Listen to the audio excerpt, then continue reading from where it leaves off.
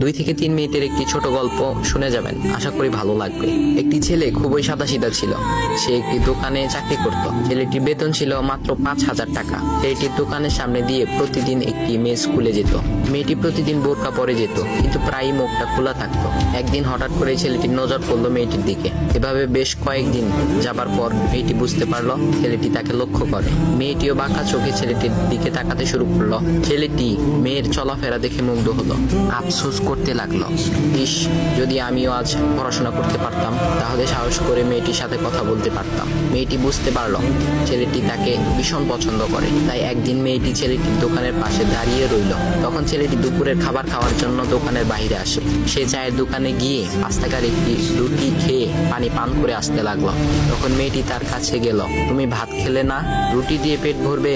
তখন ছেলেটি মেয়েটিকে দেখে অবাক হয়ে গেল। তখন ছেলেটি বলল, আমি ভাত খেলে আমার মা, বাবা আর ছোট বোনকে কি খাওয়াবো? মেয়েটি শিক্ষিত, তাই অল্পতেই বুঝে গেল।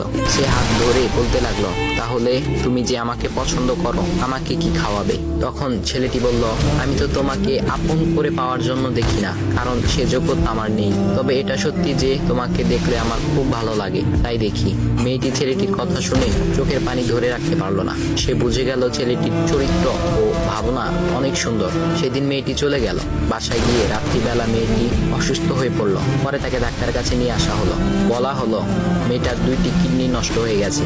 তখন মেয়ের বাবা ফোন করলো তার বন্ধুর ছেলেকে, যার সাথে বিয়ে দেওয়ার জন্য সে পাগল। কিন্তু মেয়েটি তার বাবার পছন্দের ছেলেকে বিয়ে করতে রাজি না, কারণ সে ছেলেটি টাকা থাকলেও কি হবে, তার চরিত্র খারাপ, সে লোভী। এদিকে মেয়েটির কোনো লোভ ছিল না। যাই হোক, হবু জামাই আসার পর তাকে সব খুলে বলল, তোমার থেকে একটি কিডনি খুলে আমার মেয়েকে দাও। তুমি তো বলছো আমার মেয়েকে তুমি অনেক ভালোবাসো, তাকে পেলে তুমি ভালো হয়ে যাবে, তাহলে আজ পরীক্ষা দাও। তখন ছেলেটি বলল, আমি আপনার রোগা মেয়েকে বিয়ে করতে পারবো না, আমার কি সুস্থ মেয়ের অভাব নাকি? এ বলে সে চলে গেল। বাবা তখন কেঁদে কেঁদে মেয়ের কাছে সব খুলে বলল। মেয়েটি বলল, বাবা তুমি কেঁদো না, একটা পথ এখনো আছে। আমাদের সামনে মোড়ে বড় একটা দোকান আছে না, তুমি সেখানে যাও। সেখানে যে তাইয়ুব নামের একটা ছেলে আছে, তাকে নিয়ে আসো, আমার কথা বলো। তখন মেয়েটির বাবা ছেলেটিকে নিয়ে আসলো।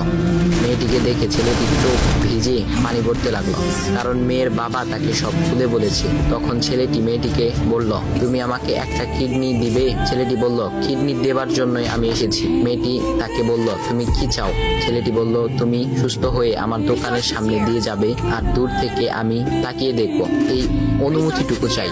এ কথা শুনে মেয়েটিও ও তার বাবা তাদের চোখের পানি ধরে রাখতে পারলো না। অবশেষে মেয়েটি বিছানা থেকে উঠে ছেলেটির 2 পা জড়িয়ে ধরে বলল, এই জীবনে তোমার